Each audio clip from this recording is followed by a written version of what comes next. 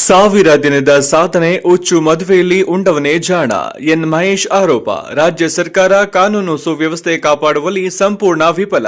ಗೃಹ ಇಲಾಖೆ ಹಳ್ಳ ಹಿಡಿದಿದೆ. ಪತ್ನಿಗೆ 2,000 ಕೊಟ್ಟು ಪತಿಯ ಜೇಬಿನಿಂದ 10,000 ಕಿತ್ತುಕೊಳ್ಳುತ್ತಿರುವ ರಾಜ್ಯ ಸರ್ಕಾರ ಆರೋಪ.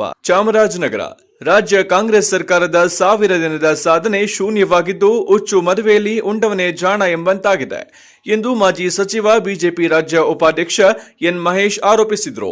ನಗರದ ಜಿಲ್ಲಾ ಕಾರ್ಯನಿರತ ಪತ್ರಕರ್ತರ ಭವನದಲ್ಲಿ ಕರೆದಿದ್ದ ಪತ್ರಿಕಾಗೋಷ್ಠಿಯಲ್ಲಿ ಅವರು ಮಾತನಾಡಿದರು.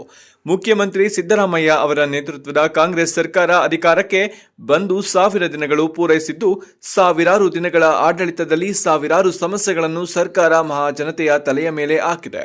ಆದರೆ ಮುಖ್ಯಮಂತ್ರಿಗಳು ತಮ್ಮ ಫೇಸ್ಬುಕ್ ಪೇಜ್ನಲ್ಲಿ 1000 ದಿನಗಳಲ್ಲಿ 1.37 ಸಾವಿರ ಕುಟುಂಬಗಳಿಗೆ ಪಂಚ ಗ್ಯಾರಂಟಿ ಯೋಜನೆಗಳ ಮೂಲಕ 1,13,000 ಕೋಟಿ ಹಣವನ್ನು ಜನರಿಗೆ ತಲುಪಿಸಿದ್ದೇವೆ.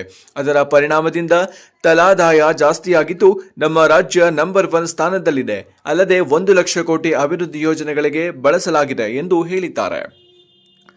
ಆದರೆ ಸರ್ಕಾರ ಪತ್ನಿಗೆ 2,000 ಕೊಟ್ಟು ಪತಿ ಜೇಬಿನಿಂದ ಕುಟುಂಬದ ಕಡೆಯಿಂದ 10,000 ರು ಸಂಗ್ರಹಿಸುವ ಮೂಲಕ ಕೆಟ್ಟ ಆರ್ಥಿಕ ಸುವ್ಯವಸ್ಥೆಯನ್ನು ರಾಜ್ಯದ ಜನರ ಮೇಲೆ ಹೇರಿದ್ದಾರೆ ಎಂದು ಕಿಡಿಕಾರಿದ್ರು. ಆಸ್ಪತ್ರೆಯಲ್ಲಿ ಚೀಟಿ ಪಡೆಯುವ ಶುಲ್ಕದಿಂದ ಹಿಡಿದು ಆರ್ಟಿಸಿವರೆಗೆ ದರ ದುಪ್ಪಟ್ಟು ಮಾಡಿದ್ದಾರೆ. ಬಡವರು ಕುಡಿಯುವ ಮದ್ಯದ ದರವನ್ನು 20% ಹೆಚ್ಚು ಮಾಡಿ ಹಣ ವಸೂಲಿ ಮಾಡುವ ಮೂಲಕ ಗ್ಯಾರಂಟಿ ಯೋಜನೆಗಳ ವೆಚ್ಚವನ್ನು ಸರಿದೂಗಿಸುವ ಕೆಲಸವನ್ನು ಮಾಡಿದ್ದಾರೆ. ಇದು ರಾಜ್ಯ ಸರ್ಕಾರದ 1000 ದಿನಗಳ ಆಡಳಿತದ ಅಭಿವೃದ್ಧಿನ ಎಂದು ಮಹೇಶ್ ಖಾರವಾಗಿ ಪ್ರಶ್ನಿಸಿದರು. ಕಾನೂನು ಸುವ್ಯವಸ್ಥೆ ಹಳ್ಳ ಹಿಡಿದಿದೆ. ನಾಗರಿಕ ಸರ್ಕಾರ ಆಡಳಿತಕ್ಕೆ ಬಂದ ತಕ್ಷಣವೇ ಕಾನೂನು ಸುವ್ಯವಸ್ಥೆ ಕಾಪಾಡಬೇಕು. ಆದರೆ ರಾಜ್ಯ ಸರ್ಕಾರ ಹಗರಣ ಸರಮಾಲೆ ಇದ್ದು ಮೈಸೂರು, ಬೆಂಗಳೂರಿನಲ್ಲಿ ಡ್ರಗ್ಸ್ ಮಾಫಿಯಾವನ್ನು ಮಹಾರಾಷ್ಟ್ರ ಪೊಲೀಸರು ಪತ್ತೆ ಹಚ್ಚಿದ್ದಾರೆ. ಕರ್ನಾಟಕ ಗೃಹ ಇಲಾಖೆ ವೀಕ್ ಆಗಿದ್ದು ಹಳ್ಳ ಹಿಡಿದಿದೆ. ಹಾಗಾಗಿ ಕೇಂದ್ರ ತನಿಖಾ ದಳ ಪಕ್ಕದ ರಾಜ್ಯದ ಪೊಲೀಸರು ಕರ್ನಾಟಕದ ಅವ್ಯವಹಾರಗಳನ್ನು ಪತ್ತೆ ಹಚ್ಚಿದ್ದಾರೆ ಎಂದರು. ಮಾಜಿ ಶಾಸಕ ಎಸ್ ಬಾಲರಾಜು ಮಾತನಾಡಿದರು. ಪತ್ರಿಕಾಗೋಷ್ಠಿಯಲ್ಲಿ ಕೇಂದ್ರ ಪರಿಹಾರ ಸಮಿತಿ ಮಾಜಿ ಅಧ್ಯಕ್ಷ ಎಂ ರಾಮಚಂದ್ರ, ಒಬಿಸಿ ಮೋರ್ಚಾದ ರಾಷ್ಟ್ರೀಯ ಕಾರ್ಯಕಾರಿಣಿ ಸದಸ್ಯ ನೂರೊಂದು ಶೆಟ್ಟಿ, ಜಿಲ್ಲಾ ಪಂಚಾಯತ್ ಮಾಜಿ ಸದಸ್ಯ ಸಿಎನ್ ಬಾಲರಾಜು, ಜಿಲ್ಲಾ ಪ್ರಧಾನ ಕಾರ್ಯದರ್ಶಿಗಳಾದ ಪಿ ಋಷಭೇಂದ್ರಪ್ಪ, ಮೂಡ್ನಕೋಡು ಪ್ರಕಾಶ್, ಹೊನ್ನೂರು ಮಹದೇವಸ್ವಾಮಿ ಹಾಜರಿದ್ದರು. ವರದಿ ಹೊಮ್ಮ ನಂಜುಂಡನಾಯಕ, ರಾಜನಗರ. ಸನ್ಮಾನ್ಯ ಸಿದ್ದರಾಮಯ್ಯನವರ ನೇತೃತ್ವದ ಕಾಂಗ್ರೆಸ್ ಸರ್ಕಾರ ಅಧಿಕಾರಕ್ಕೆ ಬಂದು 1000 ದಿನಗಳನ್ನ ಪೂರೈಸಿದೆ ಅಂತ ಇವತ್ತು ಎಲ್ಲ ಮೀಡಿಯಾಗಳಲ್ಲಿ ಅಡ್ವರ್ಟೈಸ್ಮೆಂಟ್ ಕೊಟ್ಟಿದ್ದಾರೆ. ಸೊ ಈ 1000 ದಿನಗಳ ಸಾಧನೆ ಏನು ಅಂತ ನೋಡಿದಾಗ ಇಡೀ ರಾಜ್ಯದ ಜನತೆ ಹೇಳ್ತಾ ಇದ್ದಾರೆ, 1000 ದಿನಗಳ ಆಡಳಿತದಲ್ಲಿ ಸಾವಿರಾರು ಸಮಸ್ಯೆಗಳನ್ನ ಸರ್ಕಾರ ಮಹಾಜನತೆಯ ತಲೆ ಮೇಲೆ ಹಾಕಿದೆ. ಆದರೆ ಸನ್ಮಾನ್ಯ ಸಿದ್ದರಾಮಯ್ಯನವರು ತಮ್ಮ ಒಂದು ಫೇಸ್ಬುಕ್ ಪೇಜಲ್ಲಿ ಬಹಳ ಚೆನ್ನಾಗಿ ಬರ್ಕೊಂಡಿದ್ದಾರೆ. ಏನಂತಂದ್ರೆ ಈ 1000 ದಿನಗಳಲ್ಲಿ 1,37,00,000 ಕುಟುಂಬಗಳಿಗೆ 5 ಗ್ಯಾರಂಟಿಗಳ ಮೂಲಕ 1,13,000 ಕೋಟಿ ಹಣವನ್ನು ನಾವು ಜನರಿಗೆ ತಲುಪಿಸಿದ್ದೇವೆ. ಅದರ ಪರಿಣಾಮ ತಲಾ ಆದಾಯ ಜಾಸ್ತಿ ಆಗಿದೆ. ನಮ್ಮ ರಾಜ್ಯ ನಂಬರ್ 1 ಸ್ಥಾನದಲ್ಲಿದೆ ಅಂತ ಹೇಳ್ಕೊತಾ ಇದ್ದಾರೆ. ಅದ್ರ ಜೊತೆಗೆ 1,13,000 ಕೋಟಿ ಗ್ಯಾರಂಟಿಗಳ ಜೊತೆಗೆ 1 ಲಕ್ಷ ಕೋಟಿ ಹಣವನ್ನ ನಾವು ಅಭಿವೃದ್ಧಿ ಯೋಜನೆಗಳಿಗೂ ಬಳಸಿದ್ದೀವಿ ಅಂತ ಹೇಳಿದ್ದಾರೆ. ನಮ್ಮ ಮೂಲಭೂತ ಪ್ರಶ್ನೆ ಏನಂತಂದ್ರೆ ಈ 1,13,000 ಕೋಟಿ ನಾವು ಗ್ಯಾರಂಟಿಗಳು ಕೊಟ್ಟಿದ್ದೀವಿ ಅಂತ ಹೇಳ್ತಾ ಇದ್ದೀರಲ್ಲ, ಇಷ್ಟೊಂದು ಹಣವನ್ನ ಹೇಗೆ ಸಂಗ್ರಹ ಮಾಡಿದ್ರಿ ಅಂತ ನೋಡಿದಾಗ ಕರ್ನಾಟಕದ ಪ್ರತಿಯೊಬ್ಬರಿಗೂ ಗೊತ್ತಿದೆ. ಹೆಂಡತಿಗೆ 2,000 ಕೊಡ್ಲಿಕ್ಕೆ ತಿಂಗಳಿಗೆ, ಗಂಡನಿಂದ ಮತ್ತು ಆ ಕುಟುಂಬದಿಂದ 10,000 ಸಂಗ್ರಹ ಮಾಡುವಂತಹ ಒಂದು ಕೆಟ್ಟ ಆರ್ಥಿಕ ವ್ಯವಸ್ಥೆಯನ್ನ ಜನರ ಮೇಲೆ ಹೇರಿದ್ದಾರೆ. ನಾನೇನು ಮಾಧ್ಯಮಗಳಿಗೆ ಇದ್ರ ಬಗ್ಗೆ ಹೇಳಬೇಕಾಗಿಲ್ಲ.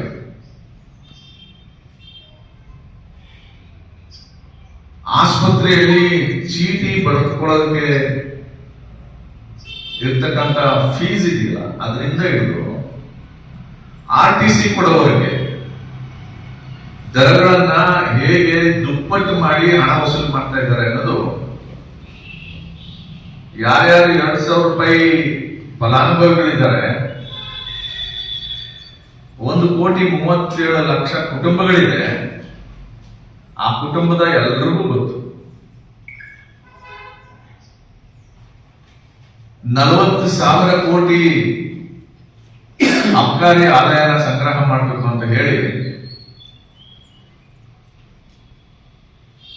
ಅಬಕಾರಿ ಅಂದ್ರೆ ಮದ್ಯದ ಮೇಲೆ 20% ರೇಟ್ ಜಾಸ್ತಿ ಮಾಡಿ ಆ ದುಡ್ಡನ್ನ ಪಡ್ಕೋತಾ ಇದ್ದಾರೆ.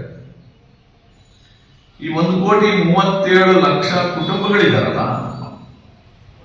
ಈ ಕುಟುಂಬಗಳಲ್ಲಿ ಸುಮಾರು ಒಂದು 60ರಿಂದ 70% BPL ಫ್ಯಾಮಿಲೀಸ್. ಈ ಅಬಕಾರಿ ಇಲಾಖೆಯ ಅಂಕಿಅಂಶಗಳು ಏನ್ ಹೇಳುತ್ತೆ ಅಂದ್ರೆ, ಈ 40,000 ಕೋಟಿ ಏನು ಅಬಕಾರಿ ಆದಾಯ ಬರ್ತದೆ, ಅದರಲ್ಲಿ 80% ಬಡವರು, ಸಾಮಾನ್ಯ ವರ್ಗದ ಜನರು ಕುಡಿತಕ್ಕಂತಹ ಮದ್ಯದಿಂದ ಬರ್ತಕ್ಕಂಥ ದುಡ್ಡು. ಕಾಸ್ಟ್ಲಿ ಡ್ರಿಂಕ್ಸ್ ಇದೆಯಲ್ಲ, ಫಾರಿನ್ ವಿಸ್ಕಿ ಇಂಥದ್ದು ಇದೆಯಲ್ಲ, ಇದನ್ನ ಕುಡಿತಕ್ಕಂಥವ್ರ ಸಂಖ್ಯೆ ತುಂಬಾ ಕಡಿಮೆ. ಹಾಗಾಗಿ ಶ್ರೀಮಂತರಿಂದ ಬರ್ತಾ ಇಲ್ಲ ಇದು ಆದಾಯ, ದುಡಿಯುವ ವರ್ಗಗಳಿಂದ ಬರ್ತಕ್ಕಂಥ ಆದಾಯ. ಸೊ ಇದರ ಲಾಜಿಕ್ ಏನು ಅಂತಂದ್ರೆ, ಒನ್ಸ್ ಅಗೇನ್ ಹೆಣ್ಮಕ್ಳಿಗೆ 2,000 ಕೊಟ್ಟು ಗಂಡು ಮಕ್ಕಳಿಂದ 5ರಿಂದ 10,000 ವಸೂಲಿ ಮಾಡುವಂತಹ ತಂತ್ರಗಾರಿಕೆ ಇದರೊಳಗಡೆ ಇದೆ. ಇದನ್ನ ಅಭಿವೃದ್ಧಿ ಅಂತ ಕರೀಬಹುದಾ? ಇದು ನಮ್ಮ ಆರೋಪ. ಎರಡನೇದು ಸ್ನೇಹಿತರೆ, ಯಾವುದೇ ಒಂದು ನಾಗರಿಕ ಸರ್ಕಾರ ತಾನು ಆಡಳಿತಕ್ಕೆ ಬಂದ ತಕ್ಷಣ ಮೊದಲನೇ ಮೂಲಭೂತ ಕರ್ತವ್ಯ ಏನು ಅಂತಂದ್ರೆ ಕಾನೂನು ಸುವ್ಯವಸ್ಥೆಯನ್ನ ಕಾಪಾಡ್ತಕ್ಕಂಥದ್ದು. ನಮ್ಮ ರಾಜ್ಯದಲ್ಲಿ ಕಾನೂನು ಸುವ್ಯವಸ್ಥೆ ಹೇಗೆ ಹದಗೆಟ್ಟು ಹಳ್ಳ ಹಿಡಿದೋಗಿದೆ ಅಂತ ನೂರಾರು ಪ್ರಕರಣಗಳು ಸಾಕ್ಷಿ ಹೇಳ್ತವೆ. ಗೃಹ ಇಲಾಖೆ ಹೇಗೆ ನಿರ್ವೀರ್ಯಾಗಿದೆ ಅಂತ ಹೇಳಿ ಹಗರಣಗಳು, ಕಾನೂನು ಸುವ್ಯವಸ್ಥೆಗೆ ಸಂಬಂಧಪಟ್ಟಂತ ಪ್ರಕರಣಗಳು ಸಾಕ್ಷಿ ಹೇಳ್ತವೆ. ಸುಮ್ಮನೆ ಒಂದೆರಡು ಉದಾಹರಣೆ. ಮೈಸೂರಲ್ಲಿ ಡ್ರಗ್ಸ್ ಫ್ಯಾಕ್ಟರಿ ಇದೆ ಅಂತ ಕಂಡುಹಿಡಿದಿದ್ದು ಮಹಾರಾಷ್ಟ್ರ ಪೊಲೀಸರು. ಬೆಂಗಳೂರಲ್ಲಿ ಡ್ರಗ್ಸ್ ಫ್ಯಾಕ್ಟರಿ ಇದೆ ಅಂತ ಕಂಡುಹಿಡಿದಿದ್ದು ಮಹಾರಾಷ್ಟ್ರ ಪೊಲೀಸರು. ಪರಪ್ಪನ ಅಗ್ರಹಾರದಲ್ಲಿ ಡ್ರಗ್ಸ್ ಸರಬರಾಜಾಗ್ತಾ ಇದೆ ಅಂತ ಕಂಡುಹಿಡಿದಿದ್ದು NIA. ಸೊ ಇದ್ರ ಮೂಲಕ ನಮಗೇನು ಕಾಣಿಸ್ತಾ ಇದೆ ಅಂತಂದ್ರೆ, ಕರ್ನಾಟಕ ರಾಜ್ಯದ ಗೃಹ ಇಲಾಖೆ ವೀಕ್ ಆಗಿದೆ, ಹಳ್ಳ ಹಿಡಿದೋಗಿದೆ. ಹಾಗಾಗಿ ಕೇಂದ್ರದ ತನಿಖಾ ದಳಗಳು ಅಥವಾ ಪಕ್ಕದ ರಾಜ್ಯದ ಪೊಲೀಸ್ ಬಂದು ಇಲ್ಲಿ ನಡೀತಕ್ಕಂಥ ಅವ್ಯವಹಾರವನ್ನ ನೋಡಬಹುದು. ಇದಲ್ಲದೆ ಸುಮ್ಮನೆ ನಮ್ಮಿಂದ ಒಂದು 60 ಕೋಟಿ LOC ಬಾಕಿ ಇದೆ ಅಂತ ಕಾಂಟ್ರಾಕ್ಟರ್ ಸಂಘದವರು ಹೇಳಿರೋ ಮಾತು ಇದು ಎಲ್ಲ ಮಾಧ್ಯಮಗಳಲ್ಲಿ ಬಂದಿದೆ. ಈ 1 ಲಕ್ಷ ಕೋಟಿ ಹಣದಲ್ಲಿ ನೀವು ಯಾಕೆ ಈಗಾಗಲೇ ಕಾಮಗಾರಿಗಳನ್ನ ಮಾಡಿ ಮುಗಿಸಿರುವಂತಹ ಕೆಲಸಗಳಿಗೆ 37,000 ಕೋಟಿ ಯಾಕೆ ಕ್ಲಿಯರ್ ಮಾಡಕ್ಕಾಗಿಲ್ಲ? ಸೊ ಹಾಗಾಗಿ 1 ಲಕ್ಷ ಕೋಟಿ ಕ್ಯಾಪಿಟಲ್ ಎಕ್ಸ್ಪೆಂಡಿಚರ್ ಮಾಡಿದೀವಿ ಅಂತ ಏನ್ ಹೇಳ್ತಾ ಇದ್ದಾರೆ, ಇದು ಕೂಡ ಬೋಗಸ್. ಇದಕ್ಕೆ ಬೋಗಸ್ ಅನ್ನೋದಕ್ಕೆ ಸಾಕ್ಷಿ 37,000 ಕೋಟಿ LOC ಪೆಂಡಿಂಗ್. ಇನ್ನೊಂದೇನಂತಂದ್ರೆ ಕಾಂಟ್ರಾಕ್ಟರ್ಸ್ ಅಸೋಸಿಯೇಷನ್ ಅವರು ಹೇಳಿದ್ರು, ಈ 37,000 ಕೋಟಿ LOC ನಮ್ಮ ವರ್ಕರ್ನ ನಾವು ಬಿಲ್ ನ ವಾಪಸ್ ತಗೊಳಕ್ಕೆ 60% ಕೊಡ್ಬೇಕಂತೆ. 60% ಏನ್ರಿ ಇದು? ಇದು ಆಡಳಿತನೋ ದುರಾಡಳಿತನೋ ಅನ್ನೋದನ್ನ ಮಾಧ್ಯಮಗಳ ಗೆಳೆಯರು ದಯಮಾಡಿ ನೀವು ಇದನ್ನ ಪರಿಶೀಲಿಸಬೇಕು. ಆಮೇಲೆ ಮಹಿಳೆಯರು ಏನಾದ್ರು ಇಲ್ಲಿ ಸೇಫ್ ಆಗಿದ್ದಾರ ಅಂತಂದ್ರೆ ಇಲ್ಲ. ಕಾಲೇಜ್ ಕ್ಯಾಂಪಸ್ ಒಳಗಡೆ ನುಗ್ಗಿ ನನ್ನನ್ನ ಲವ್ ಮಾಡ್ಲಿಲ್ಲ ಅಂತ ಹೇಳಿ, ಲವ್ ಮಾಡ್ಲಿಕ್ಕೆ ಒಪ್ಪಲ್ಲ ಅಂತ ಹೇಳಿ ಒಬ್ಬ ಹೆಣ್ಮಗಳನ್ನ ಹುಬ್ಳಿನಲ್ಲಿ ಚೂರಿ ಹಾಕಿ ಸಾಯಿಸ್ಬಿಟ್ರು ಕ್ಯಾಂಪಸ್ ಅಲ್ಲಿ. ಅಂದ್ರೆ ಹಗಲೊತ್ತು ಇದೆಲ್ಲ ನಡೀತಾ ಇದೆ ಅಂತಂದ್ರೆ ಎಷ್ಟರ ಮಟ್ಟಿಗೆ ಮಹಿಳೆಯರು ಸುರಕ್ಷಿತವಾಗಿದ್ದಾರೆ ಅದನ್ನ ತಾವು ನೋಡಬೇಕು. ಸೊ ಹಾಗಾಗಿ ಸ್ನೇಹಿತರೆ, ಈ ಸರ್ಕಾರ 1000 ದಿನದ ಸಾಧನೆ ಏನು ಅಂದ್ರೆ ಭ್ರಷ್ಟಾಚಾರ, ದುರಾಡಳಿತ, ಕಾನೂನು ಸುವ್ಯವಸ್ಥೆಯ ವೈಫಲ್ಯ, ದಲಿತರ ರಕ್ಷಣೆ ಮಾಡೋದ್ರಲ್ಲಿ ವಿಫಲ ಆಗಿದೆ, ಮಹಿಳೆಯರನ್ನ ರಕ್ಷಣೆ ಮಾಡೋದ್ರಲ್ಲಿ ವಿಫಲ ಆಗಿದೆ. ಇದೆಲ್ಲದರ ಜೊತೆಗೆ ಕೊನೆಯದಾಗಿ ಉದ್ಯೋಗದ ಕನಸನ್ನ ಕಟ್ಟಿಕೊಂಡಿರ್ತಕ್ಕಂಥ ಯುವ ಜನತೆಗೆ ಉದ್ಯೋಗದ ಭರವಸೆ ಕೊಟ್ಟಿದ್ದಾರ. ಯುವಕರಿಗೋಸ್ಕರ 5 ಗ್ಯಾರಂಟಿಗಳಲ್ಲಿ ಒಂದು ಗ್ಯಾರಂಟಿ ಯಾವ್ದದು ಇಲ್ಲ, ಇವನಿಗೆ